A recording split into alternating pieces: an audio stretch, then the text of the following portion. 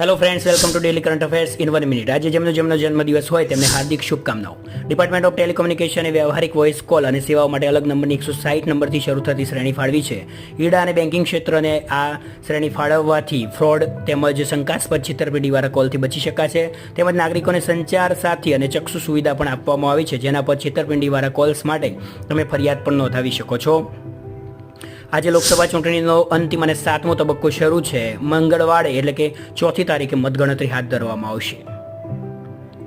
National institute of mental health and neuroscience નિમ્હાન્સને world health organization દ્વારા 2024 માટે Nelson Mandela award for health promotion એનાયત કરવામાં આવ્યો છે. આ એવી વ્યક્તિઓ, સંસ્થાઓ અને બિનસરકારી સંસ્થાઓને આપવામાં આવે છે જેમણે સ્વાસ્થ્ય સંવર્ધનમાં નોંધપાત્ર પ્રદાન કર્યું હોય.